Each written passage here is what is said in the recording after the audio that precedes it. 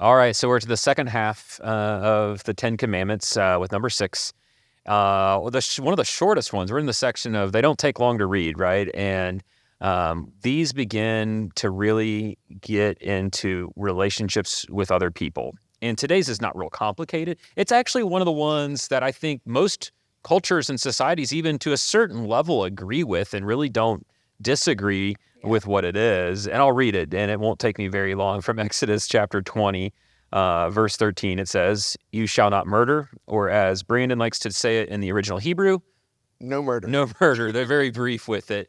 But it's interesting. Like, I can't think of something, Sarah, I can't think of, to me, the highest form of relational dysfunction, the precipice of that is murder, right? When you just cease to allow another person to have life, I think that's the highest form of relational breakdown. And of course, God would outlaw that. So set the stage for us. Yeah, it's funny because that's kind of what I was thinking too. It's like the most broken part of a relationship is you taking someone else's life. And it's funny because I like how Brandon says no murder. It's like, you just do the bare minimum. Like, just don't kill anybody. Yeah. You know? But it's funny because I think back to Cain and Abel. And that's the first sin that happens outside the garden. It's literally like the next chapter. And when Cain is facing the Lord, he says in verse 13, he says, "My punishment is more than I can bear." And so I think it's fascinating to me that even before these laws were established, like Cain knew in his spirit that this was wrong, that taking someone else's life at the expense of your own feelings is wrong. And when we do this, we want to gain either something and elevate our priorities over another person's life. So we are devaluing that person in an incredibly terrible way. We're trying to, gain status or want revenge or anger, all of these feelings. So you're shifting your priorities of like, my feelings are so much greater than this person's life. And it's such a dysfunction, like you said. And we just see that like, hey, just do the bare minimum. Just don't murder anybody. Yeah. Well, it's another thing, Sarah, like it makes me think back to where we began, which is that we're all image bearers of God. And so you're taking the life of someone that God has given life to. Yeah. That reflects him in some unique, special way. And it's ultimately, you're destroying what God's created and the thing that he thinks is the most special, which is his people that he's made. And so, it is fascinating on what that means. So, Brandon, when we think about like today, when we think about today's culture, when we think about today's church, this is one, there's probably not lots of sermons even preached through this commandment necessarily, but make this relevant in today's culture. Well, I think it goes back to that idea that we've tried to hit every week is what if I view this as a lens through which to understand life and understand life for the gift that it is. Because, I was reading, I think it's Christopher Watkins a few months ago where he said, we don't often stop and wonder at the fact that nothing has to exist, right? Like nothing has to exist. God didn't have to make anything, and yet he did. And he not only made something, he made people too. And each one of us, our very existence is a mark of his generosity and a mark of his creativity. And it just makes me stop and think, like, what are the ways, like, what would it change? What would it change if I started looking at people and thought, hey, that person is a creative and generous act of God. The fact that they are alive, the fact that they exist. What if I started treating people that way?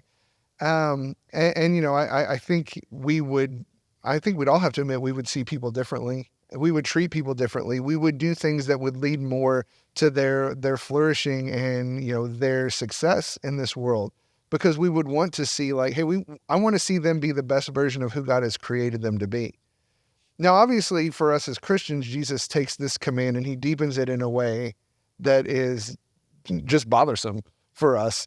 Because we could, like, this is the first of the 10 commandments that I've been like, oh, I kept this one. Like, yeah, I haven't killed anybody. Yeah. But then Jesus comes along and is like, no, it's about more than that. Yeah. And, in the Sermon on the Mount says, well, you've heard it said, do not murder. Well, I tell you, like, don't even be angry with your brother. And so even when we think as Christians, like, hey, I'm doing really good at this. I haven't degraded anybody. I haven't treated anybody with anger.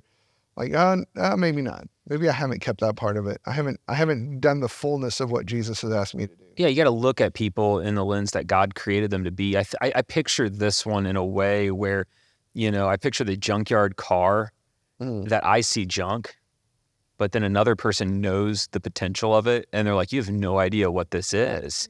And as someone that knows nothing about cars, I would never see the potential of that. But you see that in houses, right? With the right contractor, you see that in so many different ways. When someone has the right lens and goes, I know what this thing was made to be and its potential, I'm not going to write this off. But we do that with people. We write them off, and in our heart, we're murderous. Yes. And we're in violation of that. So Derek, on a personal level, how do you engage with you shall not murder?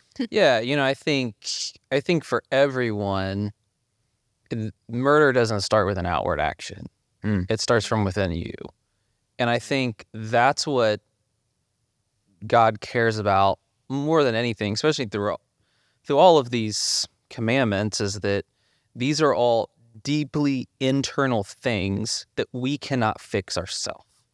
Like, the only one who lived this perfectly was Christ.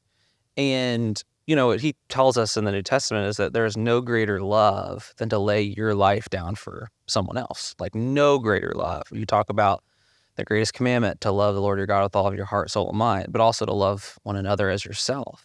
And he values life to an extent that we probably can't even understand. And yet, Christ still came to give up his for us. And so really the complete antithesis of what we could do is to take someone else's life. But I think it's so much more than just some outward expression, that it's this deeply internal thing, like Brandon, you were talking about with the Sermon on the Mount, is relationship. And God cares so much about how we relate to one another, and even anger, and how we decide, what we decide to do with that. How are we fostering an environment in our hearts of just conflict and anger? And so I think for me personally, you truly do as a Christian, you have to look at those things and try to rectify in your mind and your heart of hey, if I have this in my heart, what am I doing with it? And you have a responsibility to take that up and to reconcile with someone. Because I think that's what the Lord wants more than anything, rather than keeping it deeply, deeply, deeply inside. And then this just lashing out happens. And so again, I think this is one of those things that's so much deeper than what. You said two really incredible things, right? The opposite of this is what we're called to be as Christians, which is to lay down our lives, which could not be more opposite of murder. Yeah. And I think that's incredible. And then the second thing is that you value others above yourself, right? Like that you lift them up. And again, that could not be more opposite of this one. So in our closing moments here, Sarah, how can we live this out? How can you live this out today? So that, again, my reminder, we as Christians are reflecting the glory of God in our everyday life through this command. Yeah, I love that Derek said that. It's such a good reminder that our whole life is to be lived sacrificially. As if we're following Christ, and we do have to model him, and he laid down his life for us. And, we're not looking to actually literally die every single day. But how does that look like in my life when I'm on a team with you guys? How am I serving you all sacrificially and loving you guys well? Or even in my family and in my friends, that's just making me think oh, do I do that? Do I love my friends well? Would I lay down my life for my friends in a tangible sense of, am I loving them sacrificially? Yeah, it's interesting. This is one of those commands that the way you live this out is not necessarily simply keeping it, but the way we live this out is by living the opposite. And when you live the opposite of this, I can't think of a better way to see the world, the lens that we put on. You see people differently. And I can't think of a better way that we reflect who God is and become a special people, where they go, these people are different than everyone else because they live this command out. They do not murder.